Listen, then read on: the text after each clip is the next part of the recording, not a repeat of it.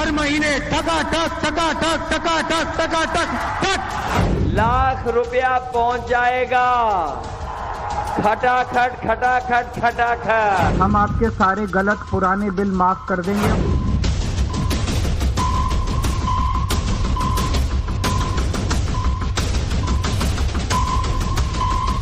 100 गज के प्लॉट 3.5 लाख रुपए 2 बेडरूम के मकान के लिए गरीब लोगों के लिए हम देने जा रहे हैं। जो भी अच्छा है, जो दिल्ली के कल्याण के लिए है, दिल्ली वासियों की भलाई के लिए है, उसको आगे चलाया जाएगा, उसे और मजबूती दी जाएगी।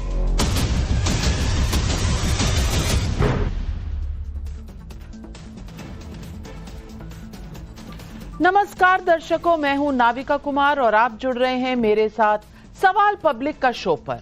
4 दिन पहले आए दिल्ली चुनाव के नतीजों में जब अभी मुफ्त के वादों के असर का विश्लेषण चल ही रहा है, फ्री एंड फेयर इलेक्शन के साथ साथ फ्री के साथ फेयर इलेक्शन पर सवाल हो ही रहे हैं कि इस बीच आज सुप्रीम कोर्ट ने एक बड़ी लकीर खींची। सुप्रीम कोर्ट ने ऑब्जर्वेशन दिया कि दुर्भाग्य से चुनाव के ऐन पहले घोषित इन रेवड़ियों से, जैसे लड़की लाडली बहन, कोई अन्य योजना, लोग काम करने से अब राजी नहीं हैं। वो मुफ्त का अनाज पा रहे हैं, वो बिना कुछ काम किए पैसा पा रहे हैं।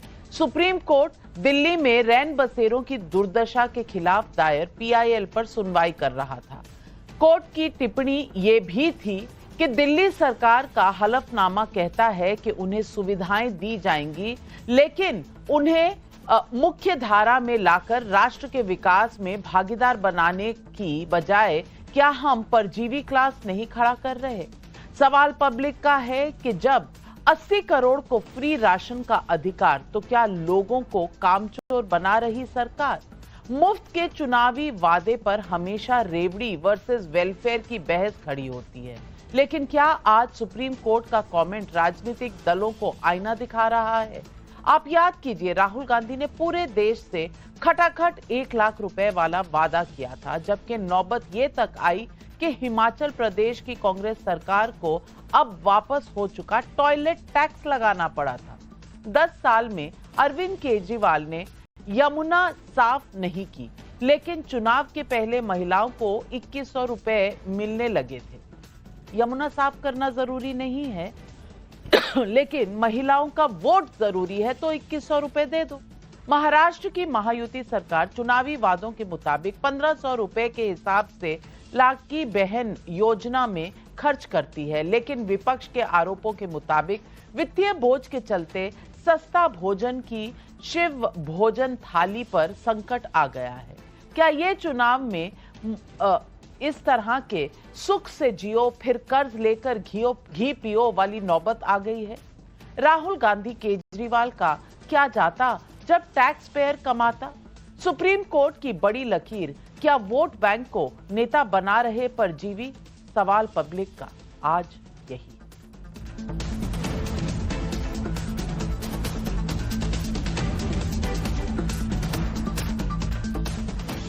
मुफ्त के चुनावी वादों को लेकर सुप्रीम कोर्ट की टिप्पणी किसी एक राजनीतिक दल पर नहीं है। जिस बेंच ने टिप्पणी की वो फ्रीबीज के मसले पर सुनवाई भी नहीं कर रही थी, इसलिए उस बेंच का कोई फैसला आने वाला है ऐसा भी नहीं है। लेकिन कोर्ट की टिप्पणी से बहस तो छिड़ गई है।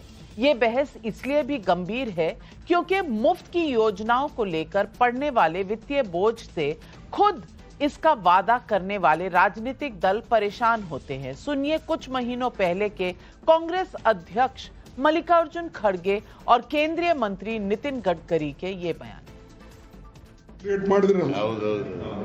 ಬೇರೆಯವರು ಹೇಳೋರಿಗೆ ಒಂದು ಒಳ್ಳೆಯದಾಯ್ತಲ್ಲ, ಸೊ ಅದಕ್ಕಾಗಿ ಯಾವುದೇ ಹೇಳಿ ಅದನ್ನು ನಾವು ಮಾಡಿ.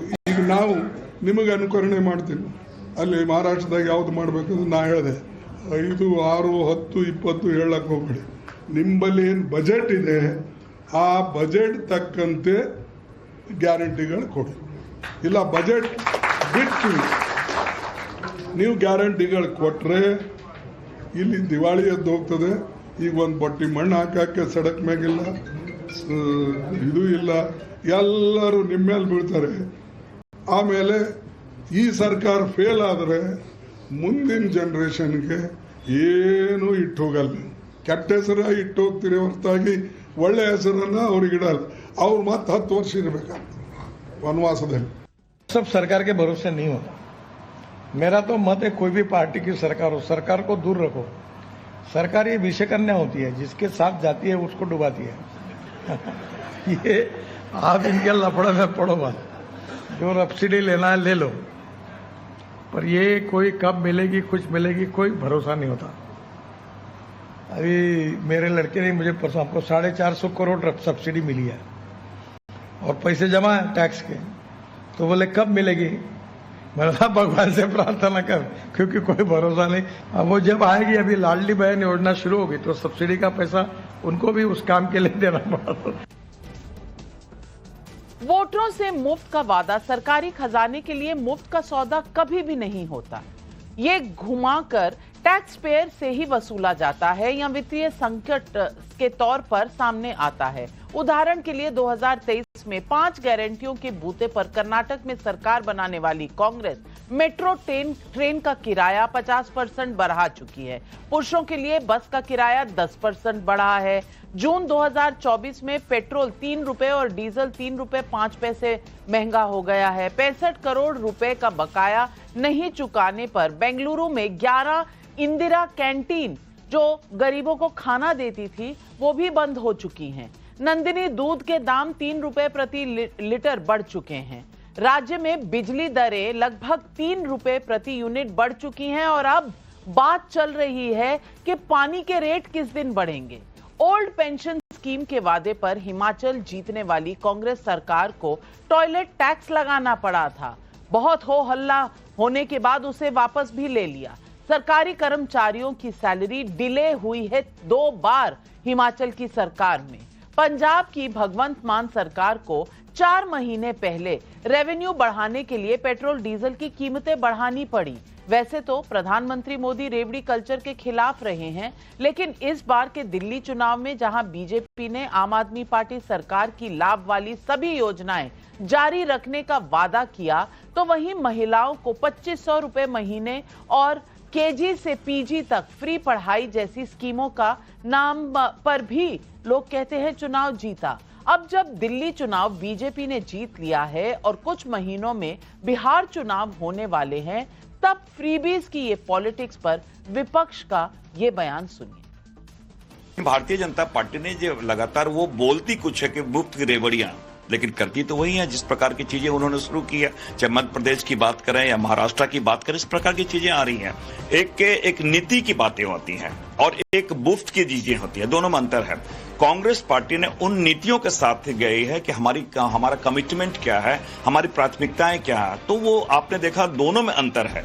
और भारतीय जनता पार्टी उनकी नीतियां नहीं होती है, वो कहीं न कहीं चुनाव को प्रभावित करने के दृष्टिकोण से वो अपनी चीजों को देती है. हमारा मुल्क भारत एक वेलफेयर स्टेट है और वेलफेयर स्टेट में आपको देखना पड़ेगा कि जो समाज के कमजोर वर्ग के लोग हैं, दलित हैं, उपेक्षित हैं, उनको हम कैसे उनके पैर पर खड़ा करें या उनकी मदद करें, उनकी सहायता करें.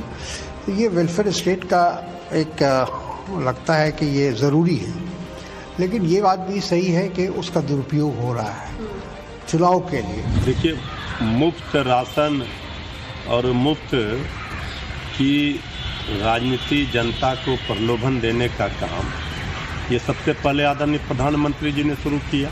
श्री तेजस्वी यादव जी ने सबसे पहले 2020 के बिहार विधानसभा चुनाव में नौकरी की बात की, रोजगार की बात की. उन्होंने कहा हम 10 लाख नौकरियां देंगे. फ्री की पॉलिटिक्स पर इस संग्राम के बीच में आपको एसबीआई रिसर्च की एक रिपोर्ट भी बताना चाहती हूं. एसबीआई रिसर्च की जनवरी 2025 की रिपोर्ट के मुताबिक महिला केंद्रित योजनाओं से वोट देने वाली महिलाओं की संख्या में 5 गुना वृद्धि हुई है. रिपोर्ट में बताया गया है कि पिछले दशक में 9 करोड़ से अधिक नए वोटरों में लगभग 58% महिलाएं थी। SC/ST महिलाओं के वोटर अनुपात में जबरदस्त उछाल आया, जो उनके सशक्तिकरण का संकेत है। लेकिन बड़ा सवाल यही है कि नेताओं के मुफ्त के वादों में झुंझुना क्या है और वेलफेयर क्या है। इस बीच केंद्र की वेलफेयर स्कीमों में राज्यों को हक नहीं दिए जाने का आरोप भी बंगाल की मुख्यमंत्री ममता बनर्जी ने लगाया है। सुनिए ये बयान। निर्मला जी, उजाला का क्या हुआ? आपका नाम का साथ हम मिला दिया। इलेक्शन का टाइम में आप उजाला किया था, अभी उजाला का क्या भविष्य है? आप तो कुछ नहीं करते हैं, खाली भाषण देते हैं। कहाँ गया रुपया?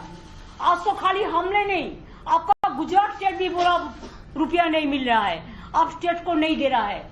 Everything you are going to control and to bulldoze the federal structure. तो आज पब्लिक पूछ रही है सवाल, मुफ्त के चुनावी वादों से कामचोर बनाने की सुप्रीम कोर्ट की टिप्पणी क्या राजनीतिक दलों के लिए अलार्म बेल है? क्या राजनीतिक दल सिर्फ चुनाव जीतने के लिए मुफ्त का वादा करते हैं या सशक्तिकरण की दलील में दम है? अगर मोदी से लेकर राहुल गांधी, केजरीवाल सभी चुनावों में मुफ्त का वादा कर रहे हैं तो ये होड़ कहां रुकेगी? यही सवाल आज पब्लिक पूछ रही है। और इन सवालों के जवाब देने के लिए आज हमारे साथ जुड़ रहे हैं बीजेपी की राष्ट्रीय प्रवक्ता राधिका खेड़ा जी, ईशकरण भंडारी सुप्रीम कोर्ट के एडवोकेट हैं, अनुराग भदौरिया समाजवादी पार्टी के राष्ट्रीय प्रवक्ता, तहसीन पूनावाला कांग्रेस के सपोर्टर है, विवेक श्रीवास्तव पॉलिटिकल एनालिस्ट है। लेकिन पहला सवाल अनुराग ढांडा आम आदमी पार्टी के प्रवक्ता को जाता है। और अनुराग ढांडा, अब तो वो क्या कहते हैं, दूध का जला छाछ भी फूक फूक कर पिएगा। इतनी स्कीमें आपने दी, इतनी मुफ्त की रेवड़ियां आपने बांटी, लेकिन कोई और आया, ज्यादा बांटी और पूरा का पूरा वोट बेस आपका लेकर चला गया। इन मुफ्त की रेवड़ियों में यही तो दिक्कत है, लोग आपके नहीं हो जाते, आपके काम के नहीं हो जाते, रेवड़ियों के हो जाते हैं। जो देगा, जितना देगा उसके पास चले जाएंगे। अनुराग ढांडा, आज सुप्रीम कोर्ट के इस ऑब्जर्वेशन के बाद क्या अनिवार्य है कि सारे राजनीतिक दल बैठकर सोचे कि ये हम जा कहां रहे? नहीं, देखिए, मुझे लगता है नाविका जी, सुप्रीम कोर्ट की टिप्पणी किसी एक पर्टिकुलर केस से संबंधित है और ये टिप्पणी है, अभी कोई फैसला नहीं है। लेकिन हम बहुत रिस्पेक्टफुली सुप्रीम कोर्ट की इस टिप्पणी से डिसएग्री करते हैं, क्योंकि लोगों के लिए मूलभूत सुविधाएं उपलब्ध कराना, उनको मुफ्त की रेवड़ी देना नहीं है। हम बार बार ये चीजें कहते हैं। अगर आपको मुफ्त की रेवड़ी पर रोक लगानी है तो जो अब बड़े बड़े मित्रों के 14 लाख करोड़ सरकारें माफ कर देती है, उसके ऊपर रोक लगा दीजिए। आपका सारा फाइनेंशियल बैलेंस ठीक हो जाएगा, आपका बजट ठीक हो जाएगा, मुनाफे में आ जाएंगे, सब कुछ ठीक हो जाएगा। और अगर आपको ये सुविधा देनी है जिसको फ्री की रेवड़ी कहते हैं, तो निश्चित तौर पर हमारे संविधान में भी उसका प्रावधान है कि शिक्षा सबको अच्छी मिलनी चाहिए, मुफ्त मिलनी चाहिए। अगर किसी गरीब को शिक्षा के लिए भी पैसा देना पड़ेगा जो वो दे नहीं सकता है अपनी कमाई में से, तो फिर उस स्टेट का क्या फायदा है, किस तरीके से अपने लोगों का ख्याल वो रख रहा है, इसको सोचना चाहिए। हमने जो एक मॉडल दिल्ली के अंदर एस्टेब्लिश किया, ये उसी का नतीजा है कि अगर हम हारे भी चुनाव के अंदर तो आज भी 43.5% वोट हमें दिल्ली के अंदर मिला है। दिल्ली के बहुत सारे लोगों को हमारी सुविधाओं से लाभ हुआ, जो मूलभूत सुविधाएं दी गई, जिनको मुफ्त की रेवड़ी कहा। और अंततः प्रधानमंत्री जी को भी ये कहना पड़ा कि आम आदमी पार्टी की सारी योजनाएं दिल्ली के अंदर लागू रहेंगी, उसके बाद उनको चुना गया। लेकिन मेरा ये मानना है कि अगर आप सच्चे दिल से ये योजनाएं लाते हैं तो निश्चित तौर पर लोग आपका साथ देते हैं। लेकिन झूठ एक बार तो चल सकता है, अब भारतीय जनता पार्टी को अपने झूठ को निभाना भी तो पड़ेगा, जो बाकी के किसी राज्य में वो निभाते हुए नजर नहीं आते। तो इसलिए मुझे लगता है कि अगर सही नियत से किया जाए तो स्कूल, अस्पताल, बिजली जैसी मूलभूत चीजें उपलब्ध कराना फ्री की रेवड़ी बिल्कुल नहीं है। ये देश में हर किसी को मिलना चाहिए और इससे आपका बजट खराब नहीं होता है। आपका बजट खराब होता है बड़े बड़े उद्योगपतियों के बड़े बड़े कर्जे माफ कर देने से। राधिका खेड़ा जी, जवाब दीजिए, क्योंकि बीजेपी ने पहले कहा कि ये मुफ्त की रेवड़ियां सही नहीं है और अब उसी रास्ते पर निकल गई। ये आपका डिसाइडेड पॉलिसी डिसीजन है या फिर मजबूरी?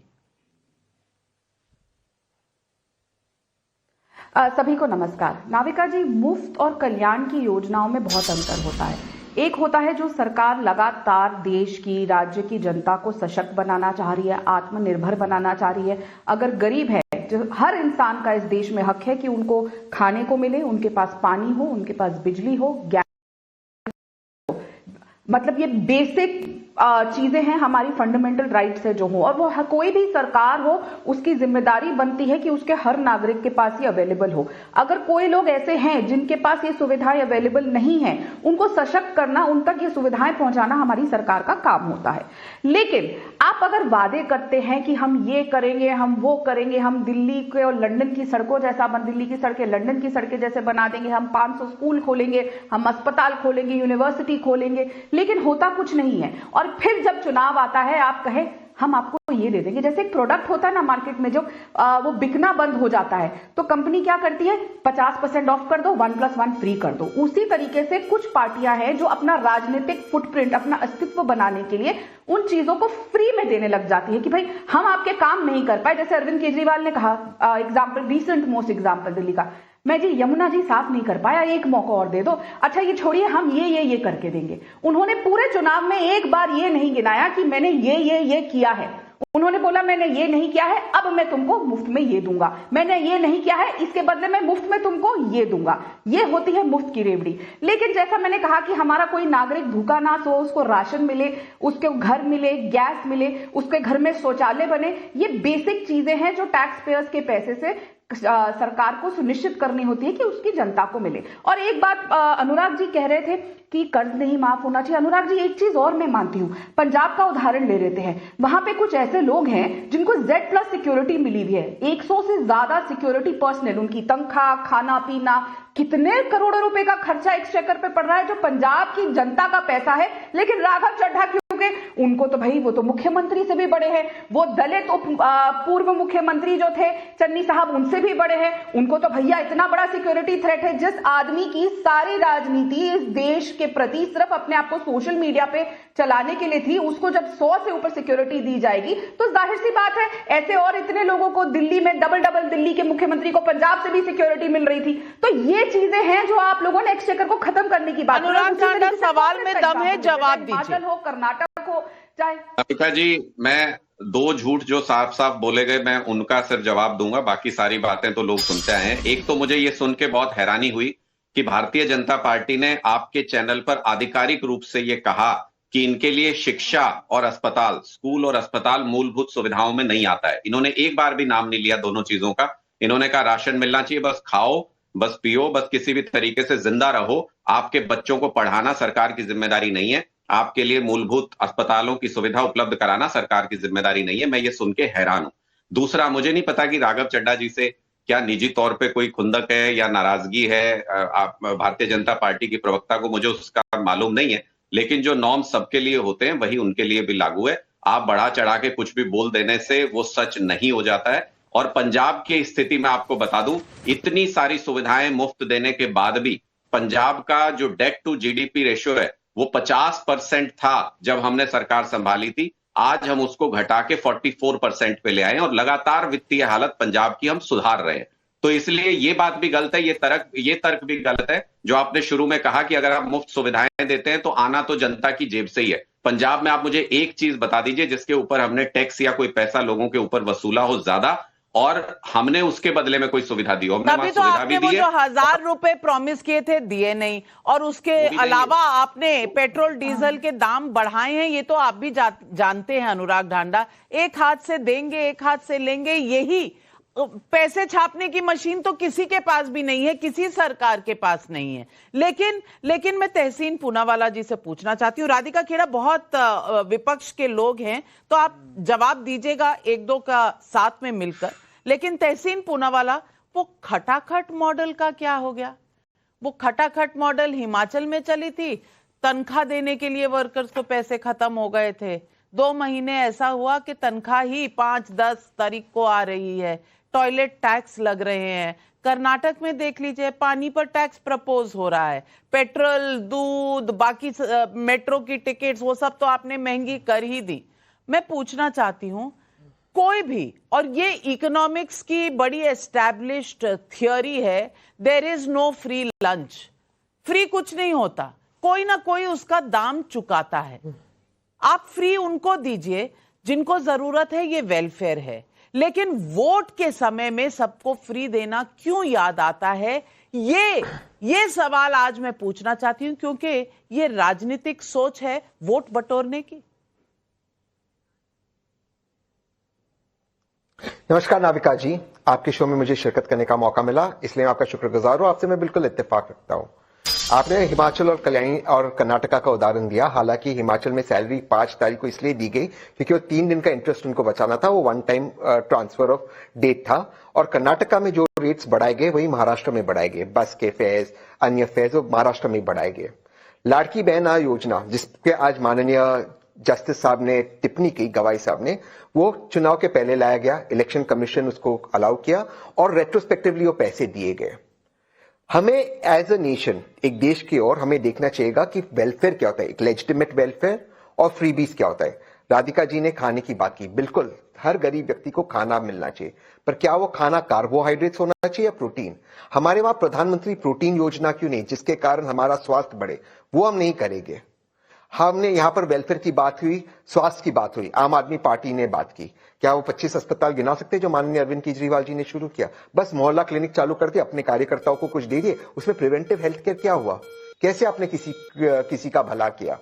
देखिए, दिल्ली का जो बजट था, जब से लेजिस्लेटिव असेंबली बनी थी तब से वो प्रॉफिट में था, तब से वो सरप्लस बजट था। आज पहली बार नुकसान में। इसे कहते हैं इररिस्पॉन्सिबल स्पेंडिंग। यही सवाल है, कोई भी पॉलिटिकल पार्टीज फ्यूचर के बारे में नहीं सोच रही, सिर्फ वर्तमान में उनको फ्री बीज देना है। भाजपा के मैनिफेस्टो में था, मध्य प्रदेश में स्कूटी दे रहे थे, स्कूटी कैसे वेलफेयर होगी?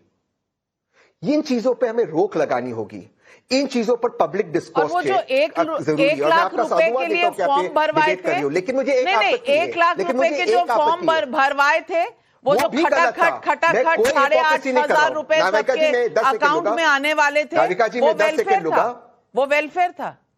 नाविका जी, मैं 10 सेकंड लूंगा, मैं उसका जवाब दे देता हूं। मैं 10 सेकंड में लेता हूं। मैं बिल्कुल आपसे इत्तेफाक रखता हूं, मैं कोई हिपोक्रेसी की बात नहीं कर रहा हूं। ये वो भी गलत कर रहे हैं, सब लोग इसी के अंदर, इसी रेस के अंदर लगे हुए, भाजपा, कांग्रेस, आम आदमी पार्टी, और देश का फाइनेंसेस बर्बाद हुआ। लेकिन इससे बड़ी डर मुझे एक चीज की है, सुप्रीम कोर्ट इसमें इंटरफियर कर रहा है, मुझे इसमें बहुत डर लग रहा है। मैं अनुराग भाई की एक बात से इत्तेफाक रखता हूं, ये कोर्ट का डोमेन नहीं है। इसका डिस्कोर्स पॉलिटिकल डिस्कोर्स होना चाहिए, आपके जैसे चैनल्स पे डिबेट होना चाहिए और पब्लिक को इस पे बात करनी चाहिए। पॉलिटिकल पार्टीज पॉलिसीज पे चुनाव लड़ेगी, आप उस पॉलिसी से इत्तेफाक रखो ना रखो। बैड इकोनॉमिक्स हो गए जिससे आम आदमी पार्टी का, आप उनको वोट आउट करो, लेकिन अगर सुप्रीम कोर्ट और कोर्ट्स इसमें इंटरफियर करेंगे, लोकतंत्र नहीं बचेगा। जजेस किसी को अकाउंटेबल नहीं होते, unfortunately, and the problem with जजेस फिक्सिंग पॉलिसी इसके फिर अकाउंटेबिलिटी नहीं होती।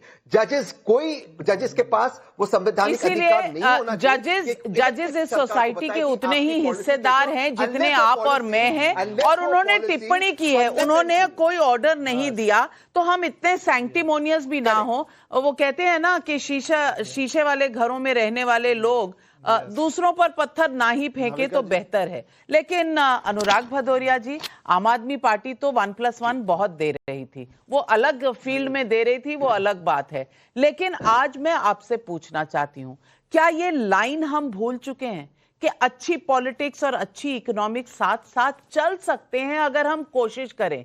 या फिर ये जो फ्री का माल देने की आदत पड़ गई है, क्योंकि पैसा आपकी जेब से तो जाता नहीं, टैक्स पेयर का पैसा है, उठाओ इधर से उधर दो, वोट खरीदो और निकल जाओ, क्योंकि इलेक्शन जीतना ही हमारा ऑब्जेक्टिव होता है। हम देश आगे बढ़ाने की बात शायद सोचते भी नहीं।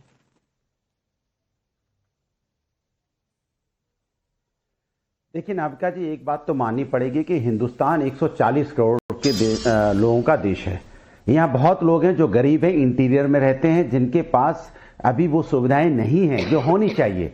उनको भी समाज में आगे बढ़ने का अधिकार है, इसलिए उनको फ्री अगर एजुकेशन मिलती है, फ्री सिंचाई मिलती है, फ्री स्वास्थ्य मिलता है और फ्री उनको पढ़ाई मिलती है, तो ये मिलना चाहिए, क्योंकि उनको अधिकार है कि वो भी समाज की मुख्य धारा में शामिल हो सकें। ये हमारी राजनेता होने के नाते जिम्मेदारी होती है। जो समाज में वर्ग छूट गया है उनको आगे लाना और पैरों पे खड़ा करना, इसलिए हम ये सब करने की बात करते हैं कि जब हमारी सरकार आती है तो हमने भी कहा था हम लैपटॉप देंगे, क्योंकि हमें उनको दुनिया से जोड़ना है, क्योंकि दुनिया से उनको जोड़ के आगे बढ़ाना है। लेकिन भारतीय जनता पार्टी क्या कर रही है? 80 करोड़ लोगों को खाना मुफ्त देने की बात करती है, लेकिन 80 करोड़ लोगों को पैर पे खड़ा करने की बात नहीं करती है। कहेंगे हम खाना तो देंगे, लेकिन आपको पैर पे खड़ा नहीं करेंगे, आपको रोजगार नहीं देंगे, सम्मानपूर्वक जीवन नहीं जीने देंगे। झूठ बोलेंगे, झूठ बोल के कि हम हर साल 2 करोड़ रोजगार देंगे, ये झूठ है। फिर झूठ बोलेंगे कि हम किसानों की इनकम दुगनी कर देंगे, ये झूठ है। इसलिए कहते हैं ना कि इनके झूठ ने इतने पैर पसार लिए हैं कि विश्वास भी हिलोरे मारने लगा है। अब इनकी बात पे किस बात पे विश्वास करें जो हर बात इनकी झूठी निकलती है? हम किसी की फ्री में, अगर हम फ्री में मदद करते हैं, फ्री भी जिनको देते हैं, जिनको जरूरत है, उनको तो हम देंगे ही भाई। अगर समाजवादी को देखो, हमने क्या क्या प्रोमिसेस किए थे। हमने कहा था समाजवादी सरकार आएगी तो लैपटॉप देंगे, हमने दिया। हमने कहा समाजवादी पार्टी सरकार आएगी हम मेट्रो बनाएंगे, हमने बनाई। हमने कहा समाजवादी सरकार आएगी हर गांव को, डिस्ट्रिक्ट को 4 लाइन से जोड़ेंगे, हमने जोड़ा। हमने कहा एक्सप्रेस बनाएंगे, हमने बनाया। हमने कहा पुलिस सिस्टम मजबूत करेंगे, हमने पुलिस सिस्टम 100 डायल करके मजबूत किया। हमने कहा महिला समस्या के समाधान के लिए 1090 बनाएंगे, हमने बनाया। हमने कहा था बच्चों के गांव में हम मिनी स्टेडियम बनाएंगे, कैसे गांव वाले बच्चे भी आगे बढ़ पाए, हमने बनाया। हमने स्टेडियम, इंटरनेशनल स्टेडियम भी बनाए। ये समाजवादी लोग हैं। समाजवादी वो काम करते हैं जिससे जिंदगी बदले, लोगों की जिंदगी खुशहाल हो। हम झूठे वादे नहीं करते भारतीय जनता पार्टी की तरह। इसलिए जो पिछड़े लोग हैं, जो अभी बहुत पीछे हैं, उनको आगे लाने के लिए हमें ये देने की जरूरत है और हम दे रहे हैं। पर हमने मेडिकल कॉलेजेस बनाए, खटाखट 1 लाख का भी वादा किया था। यूपी के दोनों लड़के जब इकट्ठे थे तो लोकसभा चुनाव में 1 लाख खटाखट देने का वादा किया था। जनता ने आपकी बात नहीं मानी। अनुराग भदौरिया, क्रेडिबिलिटी क्राइसिस। जो गरीब, एक सेकेंड देखिए, जो गरीब महिलाएं हैं जिनको आगे आने, उन्हें 1 लाख रुपए मिलना चाहिए। और हमने कहा था वादा हमारी सरकार आएगी तो हम देंगे। क्या बुरा है उसमें? जो महिलाएं गांव में रहनी है, पिछड़ी हैं, जिनके पास कोई साधन नहीं है, कैसे आगे बढ़ेंगे, जिनका कोई सहारा नहीं है, उन्हें हम 1 लाख रुपए देंगे। हमने भी कहा था कि जो महिला, जो समाज में वृद्ध महिला है, उनको हमने बोला था वृद्धा महिला। आपने ये सब क्वालिफिकेशंस नहीं दिया था। आपने कहा सबको 1 लाख रुपए देंगे। लेकिन राधिका खेड़ा जी, ये करें तो बहुत अच्छी पॉलिसी होती है, आप करें तो आप देश को भी खोखला कर रहे हैं, लोगों को अपने पांव पर खड़ा भी नहीं कर रहे हैं। ये जवाब दीजिए, ये पॉलिटिक्स में सेम चीज उलट कैसे हो जाती है? नाविका जी, ये मैप दिख रहा है आपको सबको? ये मैप मैं इसलिए दिखा रही हूं कि अनुराग भदौरिया जी कह रहे थे कि विश्वास जनता का हिलोरे मार रहा है, इसीलिए चारों तरफ, पूरी तरफ, अधिकतर देश में भारतीय जनता पार्टी की सरकार है, जो लगातार नरेंद्र मोदी जी की नीतियों पे जो काम करके पूरी उन्होंने बातें कही, पूरी करी, इसीलिए हो रहा है। लोकसभा के बाद भी लगातार हम चुनाव प्रदेशों में जीत रहे हैं और रिकॉर्ड बना रहे हैं, चाहे वो महाराष्ट्र था, चाहे वो हरियाणा था, चाहे अब दिल्ली हो। तो किसका विश्वास हिलोरे मार रहा है और डगमगा रहा है, ये देश की जनता अपनी मत से जवाब दे रही है। सर, मैं आपके बीच में नहीं बोली, मैं आपके बीच में नहीं बोली ना सर, प्लीज, ठीक है। अब अनुराग जी की बात तो यहाँ हुई। दूसरी बात, हम कांग्रेस की थोड़ी बात कर लेते हैं, चाहे कर्नाटक हो, हिमाचल हो या तेलंगाना हो। तेलंगाना में सर बात तो कंप्लीट करने दीजिए ना, आपके बारे में मैं नहीं बोली। अच्छा ठीक है, मेरे को तो बोलने दीजिए अनुराग जी। कितने किसानों की मौतें, अच्छा जवाब दूंगी तो सुनने की क्षमता रखिए ना पहले। किसानों की मौतें हुई, आप अनुराग जी, ये गलत बात है। अनुराग जी, आप लोगों ने कितना भ्रष्टाचार किया और माफिया। जनता पर इतना प्रेशर मत डालिए कि वो एक कान से आपको सुने और एक कान से राधिका जी, ऐसा हो नहीं पाता है। जनता पर थोड़ा कम प्रेशर डालिए। राधिका खेड़ा जी, अपनी बात खत्म करिए। जी, कर्नाटक हो या हिमाचल हो या तेलंगाना हो, तेलंगाना को पहले बीआरएस ने फ्रीबी दिए, उससे 10 कदम जाके आगे कांग्रेस ने दिए कि किसी तरीके से हमने बाय हुक और क्रुक सरकार बना ली है। आज नतीजा ये हो गया है, टैक्सेस इतने बढ़ गए हैं, सरकार चलाने के लिए पैसे नहीं है और सैलरीज नहीं दे पा रहे। महाराष्ट्र का भी प्रॉमिस कर दिया, महाराष्ट्र का भी यही हाल है राधिका खेड़ा जी। पर ये बात आप मान नहीं रही हैं। अभी मार्च में जब बजट आएगा महाराष्ट्र का, रिपोर्ट्स कह रहे हैं कि आपको कहीं एक्सपेंडिचर काटना पड़ेगा, तभी आप ये लाडकी बहन स्कीम के पैसे दे चुकेंगे।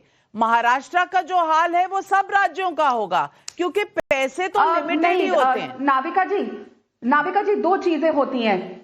जी नाविका जी, दो चीजें होती है। एक होता है कि हम अगर सरकार में कुछ सुविधाएं आगे देते हैं तो उसके बाद हमने इनकम जनरेट करनी है। कर्नाटक में क्या हो रहा है, आईटी कंपनी बड़ी बड़ी कर्नाटक छोड़ के दूसरे स्टेट्स में जा रही है, जिससे क्योंकि इतना एक्सचेकर को नुकसान हो चुका है और गवर्नमेंट की पॉलिसीज इतनी खराब है, प्रॉपर्टी टैक्स से लेके इतने और टैक्स, फ्यूल प्राइसेस बढ़ गए हैं कि आईटी कंपनी से लेके सारी बड़ी बड़ी कंपनीज छोड़ के जा रही है। लेकिन महाराष्ट्र में इन्वेस्टमेंट आया है, बड़ा है, कंपनीज आ रही हैं, लगातार इन्वेस्टमेंट कई हजार करोड़ का आ रहा है, तो उससे स्टेट के ऊपर पैसा भी आएगा, स्टेट के अंदर इनकम बढ़ेगी, तो वो सुविधाएं और वो सब बैलेंस किया जाता है। लेकिन ये बाकी जो स्टेट्स है, चाहे हिमाचल हो, तेलंगाना हो, कर्नाटक हो, चाहे जैसे पहले दिल्ली था, ये सिर्फ खर्च कर रहे थे, वापस कमाने की कोई जरिए नहीं बना रहे थे, कोई ऐसी पॉलिसीज नहीं ला रहे थे। जनता इस बात को मानती है कि सिर्फ बीजेपी ही इन्वेस्टमेंट बढ़ा रही है, बाकी राज्यों में नहीं आ रहा? आनंद पाठक YouTube पर सवाल पूछ रहे हैं, आम आदमी पार्टी के प्रवक्ता क्या अभी इलेक्शन मोड में ही हैं? ये पंजाब का हिसाब क्यों नहीं देते? अतुल कुमार सोनी का बिलासपुर छत्तीसगढ़ से सवाल है, कांग्रेस के पास गिन चुन के 2-3 राज्य हैं, फिर हिमाचल प्रदेश में लोगों को सैलरी की असुविधा क्यों हुई? कांग्रेस आज तक एक अच्छा मॉडल क्यों नहीं दे पा रही? सुलोचना देवी धनबाद से पूछ रही हैं, सत्ता पाने के लिए सरकारी खजाने के इस्तेमाल के खिलाफ कानून क्यों नहीं बनाए जाते? आ रही हूं अनुराग ढांडा जी, पहले विवेक श्रीवास्तव, फिर आपके पास। सर अनम्यूट कर लीजिए, नहीं तो कहेंगे मैं बोलने नहीं देती शो पे। I think there is a problem, patch दूसरे नंबर से किया है and they are taking the audio from a different phone. Anyway see, देखिए मैं बड़ा क्लियरली आपको बताना चाहूंगा, 60 के दशक में कम्युनिस्टों के कहने पर मिसेस इंदिरा गांधी ने इस देश के बैंकों का राष्ट्रीयकरण करा था, नेशनलाइजेशन ऑफ द बैंक्स, और 76 के अंदर जो अमेंडमेंट हमने करवाया था कांग्रेस से कहलवा करके, उसमें हमने सोशलिस्ट शब्द इंट्रोड्यूस करवाया था इस मुल्क के कॉन्स्टिट्यूशन में, और दोनों के पीछे एक ही मंशा थी, welfare of the common man, welfare of the poor, और वो एक नेसेसरी चीज है। अब सुप्रीम कोर्ट के यहां अगर कंप्लेन लेकर के हम जाएंगे कि फलाने इंडस्ट्रियलिस्ट, चाहे वो अंबानीज हो या कोई और हो, और उनका इतना जो लोन है वो बीजेपी की गवर्नमेंट ने कहीं ना कहीं फैसिलिटेट करके माफ करवाया है, तो कोर्ट बड़े आसानी से कह देता है कि साहब दिस इज नॉट, हमारे ज्यूरिसडिक्शन के बाहर की बात है, this is between the bank and if you feel there is a wrong doing in a fraud kind of a way, तब आप उस तरह से केस को फाइल करिए। तो पॉलिसी डिस्क्रिप्शंस बड़े क्लियर हैं। ये सरकार विदेशों से पैसा बोरो करती है, कृपा करके दर्शकों से निवेदन है, जाएं और चेक करें कि मुल्क के ऊपर कितना कर्ज है, 2014 में कितना था, 2024 में कितना हो गया है। उसके बाद रेवड़ी गरीब आदमी को नहीं मिलती है, रेवड़ी मिलती है बड़े बड़े इंडस्ट्रियलिस्ट को, जिनको लोन्स मिलते हैं सरकारी बैंकों से, वो घाटे में जाते हैं। तब बीजेपी की सरकार कहती है कि बैंकों को जो है जोड़ा जाए, साहब मर्जर ऑफ बैंक्स किया जाए। फिर से कहती है कि साहब LIC और सारे इंश्योरेंस कंपनियों के अंदर 100% FDI करें। अभी LIC वालों ने जो है प्रोटेस्ट किया है। बीजेपी की प्रवक्ता बैठी हैं, इनसे पूछिए लेबर लॉ जो 4 लेबर कोड आप लेकर के आई थी 2019 में, आज तक आप नहीं लागू कर पाए, क्योंकि उसमें टोटली ईज ऑफ बिजनेस के नाम पे आपने हायर एंड फायर की नीति, और जो छोटी मोटी स्ट्राइक यूनियन वाले करते थे उसको भी इलीगल डिक्लेयर किया है। तो आप ये जो है एक तरफा चीज कि ये देश सिर्फ बड़े बड़े पूंजीपतियों का है और गरीबों को कुछ नहीं मिलेगा, ये गलत चीज है, ये धारणा ही गलत है। बड़े पूंजीपति तो बस पिछले 10 साल में ही आए ना, उससे पहले जिस सरकार को आप कह कर सोशलिस्ट और ये वो डलवाते थे, उस सरकार में तो ये लोग थे ही नहीं, अभी पैदा हुए हैं। और दूसरी बात, शायद जब आप यूपीए सरकार में साथी भी थे 4 साल, तो आप आंख मूंद कर बैठे हुए थे, वो ना सुन बुरा, ना देख बुरा, ना बोल बुरा, वो आप बैठे रहे, क्योंकि माल्या लूट कर ले गया, कोई शब्द नहीं निकला, वधावन लूट कर ले गए, कोई शब्द नहीं निकला आपके मुंह से। इश्करन भंडारी, दोनों तरफ से जो आर्ग्यूमेंट आ रहे हैं, कहीं भी आपने सुना कि जनता के हित की बात हो रही है? बात यहाँ हो रही है कि फ्रीबी कल्चर में, और बीजेपी भी ये कहती है कि 23 million people have come out of the poverty line. अरे भाई, तो फिर भी 80 करोड़ लोगों को ये मुफ्त का राशन क्यों जा रहा है? क्यों जा रहा है? इस सवाल पर कोई जवाब नहीं आता। ये सवाल अहम है कि क्या हम लोगों को कामचोर बना रहे हैं? देश में परिश्रमी होने चाहिए या कामचोर? ये भी तो एक बड़ी डिबेट है।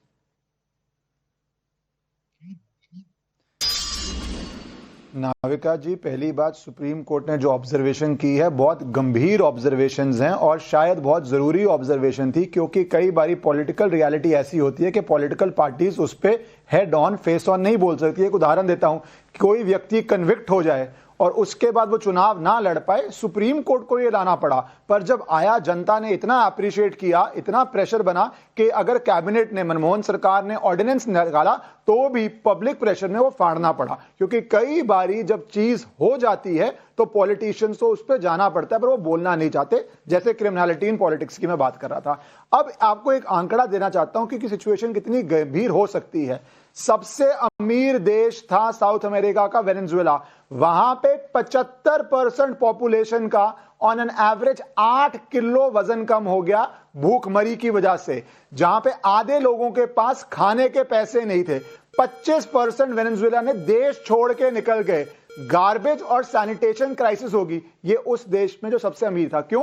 क्योंकि सोशलिज्म के साथ, अगर आपको याद हो, वेल्थ रीडिस्ट्रीब्यूशन वाला एजेंडा भी लोकसभा में कुछ पार्टीज ने चलाने की कोशिश की थी।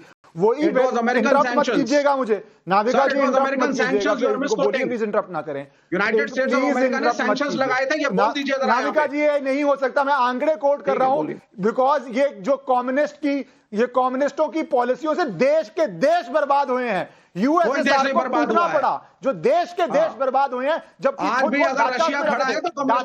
ढांचा का मतलब क्या हुआ? शीश महल। खुद कम्युनिस्ट लीडरशिप ब्लैक सी के ऊपर डाचास में रहती थी। नहीं, आप जस्टिफाई करिए अंबानी इसका जो लोन राइट ऑफ नाविका जी, मुझे पॉइंट खत्म करने दीजिए, इंपॉर्टेंट बात है। ये सिर्फ तड़प रहे हैं क्योंकि ये उन आंकड़ों का जवाब नहीं दे सकते जहां पे 75% पॉपुलेशन, सबसे अमीर साउथ अमेरिकन देश की 75% पॉपुलेशन भूखमरी में 10 किलो 8 किलो वजन कम हो जाए और 25% जनता को देश छोड़ के जाना पड़े। नाविका जी, बात पे आते हैं जो आगे प्रॉब्लम है, इनको ये प्रॉब्लम क्यों आ रही है नाविका जी? उसके बाद क्या होता है, जब आप सोशलिज्म का ये करते हैं, प्राइवेट सेक्टर को डिस्ट्रॉय करते हैं और उसके बाद आप बोलते हैं अपने कार्डर्स को जॉब देते हैं। कितने आम आदमी पार्टी वर्कर्स को मोहल्ला क्लिनिक्स में जॉब मिली है, कितनों को ट्रैफिक में जॉब मिली है, कितनों को बसेस में जॉब मिली है, वो सब जांच का विषय है, शायद बहुत जल्दी बाहर आएगा।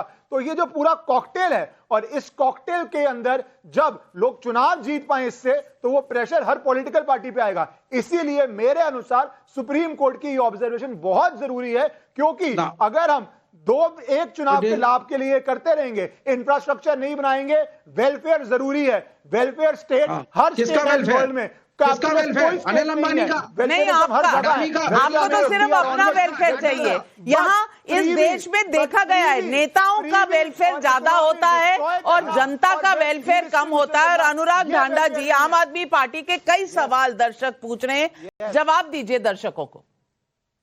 देखिए नाविका जी, मैं दो चीजों पे जवाब देना चाहता हूं। एक तो भारतीय जनता पार्टी की प्रवक्ता ने ऐसी पिक्चर प्रेजेंट करने का प्रयास किया जैसे बीजेपी जो फ्री स्कीम्स देती है उसको इन्वेस्टमेंट ला करके बैलेंस कर देती है।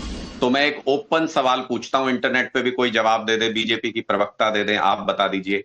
20 स्टेट्स के अंदर भारतीय जनता पार्टी की सरकार है और केंद्र में भारतीय जनता पार्टी की सरकार है। डेट टू जीडीपी रेशियो वही बताता है कि आपकी फाइनेंशियल हेल्थ कैसी है।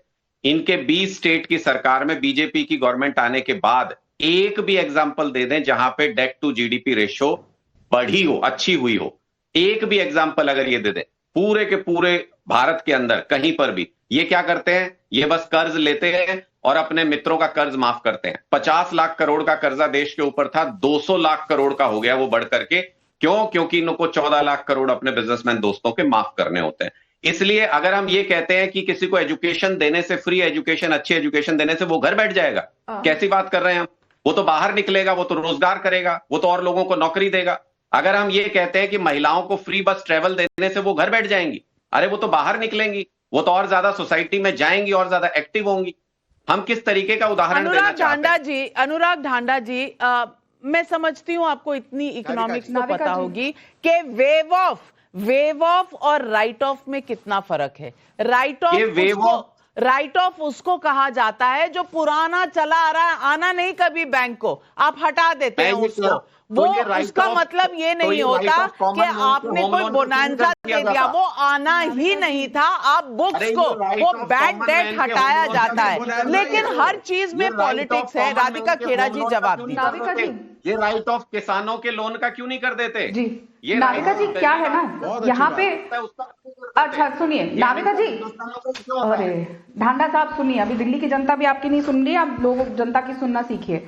देखिए क्या है ना, चाहे कांग्रेस हो, आम आदमी पार्टी हो, समाजवादी पार्टी हो, इनको तकलीफ किस बात से हो रही है? इनकी जहां सरकारें रही हैं या हैं, उन्होंने बिल्कुल ही एक्सचेकर को बर्बाद कर दिया और कुछ भी ऐसा नहीं कर पाए कि वहां की जनता उनको दोबारा लेकर आए। लेकिन लगातार जो हमारी सरकार बार बार आ रही है वो इसलिए आ रही है, जो ये कह देते हैं कि हमने ये दे दिया, वो दे दिया, हमने क्या किया देश को, तो मैं गिनवा दूं, 60 करोड़ लोगों को Ayushman Bharat health care scheme की वजह से इलाज मिला है मुफ्त का। तो हमारे देश के लोग अगर हेल्दी हो रहे हैं तो सरकार का पैसा उसमें लगना चाहिए। चाहे ये बात कर रहे हैं बिजनेस के लोगों का हमने कर्ज माफ कर दिया, तो मैं बता दूं 22 lakh crore loans small business वालों को मिला है, जिसमें से 68% महिलाएं हैं, ओबीसी है, एससी है, एसटी है, जो डाउन ट्रोडन लोग हैं, जिनको सशक्त बनाने की सरकार की कोशिश है। वो सशक्त बनेंगे तो देश आगे बढ़ेगा। तो ये तकलीफ आप लोगों को है कि ये लोग, जैसे अनुराग जी ने कहा, अनुराग ठाडा जी मैं आपके बीच में नहीं बोली, ये तरीका नहीं होता है। अनुराग भदौरिया जी ने कहा कि इतने लोग आज भी ऐसे हैं। नाविका जी, मैं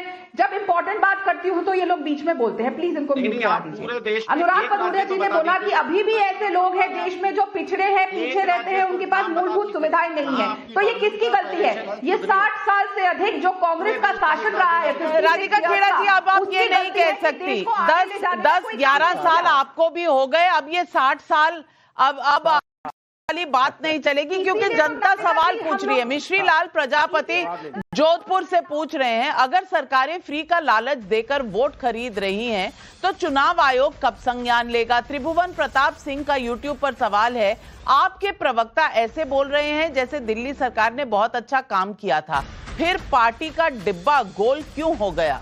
धीरज अग्रवाल का मेरठ से सवाल है, आप हर समय शिक्षा और स्वास्थ्य की ढिंढोरा पीटती रहती है, अब तो केजरीवाल फुर्सत में है, एक बार दिल्ली में 2014 के बाद बने स्कूलों और हॉस्पिटल की लिस्ट आपके चैनल पर सामने क्यों नहीं रखते? अनुराग ढांडा जी, आज बड़े सवाल आप ही के लिए आ रहे हैं, जाने क्यों?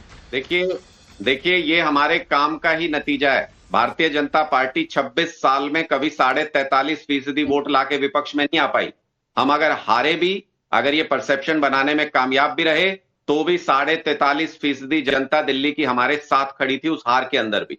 मैं फिर कहना चाहता हूं, अगले 2 साल तक ये स्कूलों के रिबन काटते रहेंगे। इतने स्कूल बन रहे हैं दिल्ली के अंदर, ये भारतीय जनता पार्टी वाले उसी पे अपना फोटो खिंचवाएंगे, कहेंगे ढांडा जी, राजनीति में कोई कंसोलेशन प्राइज नहीं होता। जब आप 53 से 43 पर आ गए हैं तो आप सिर्फ 43 मत देखिए, आप ये देखिए कि 10% वोट शेयर कम हो गया है। लेकिन अनुराग भदौरिया जी, मैं पूछना चाहती हूं कि इस मुद्दे पर बहस राजनेता करना क्यों नहीं चाहते? मुश्किल मुद्दा है, वोटों के खिलाफ का मुद्दा है। देखिए राजनेता तो इस मुद्दे पे बहस कर ही रहे हैं कि भारतीय जनता पार्टी की सरकार में जो 60 साल में नहीं हुआ वो इन्होंने 10 साल में कर दिया। इन्होंने 55,000 देश के ऊपर जो कर्जा था 55,000 करोड़ से ले जाके 2 लाख करोड़ पहुंचा दिया। ये तो इनका डेवलपमेंट है ना, देखने को तो मिल रहा है। और जिसकी बात आप कर रहे थे कि इन्होंने 10 से 12 लाख बट्टे खाते में डाल दिए, बट्टे खाते में किसानों का डाल दीजिए ना आप। किसानों का तो जो लोन लिया हुआ उसके लिए तो आपकी पुलिस पहुंच जाती है, ट्रैक्टर उठा ले जाती है, उनका लोन तो बट्टे खाते में नहीं डाला जाता। कमाल की बात कर रहे हैं आप भी। और भारतीय जनता पार्टी के साथ है क्या? भारतीय जनता पार्टी जो कहती है उस पर टिकती कहां है? मैं आपसे पूछना चाहता हूं।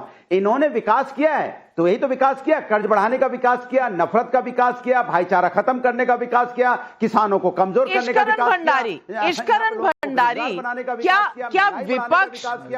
क्या विपक्ष आपस में अपनी और बीजेपी दोनों की कमजोरियां देखे बिना सिर्फ राजनीतिक एक्सप्लेनेशंस दे रहा है?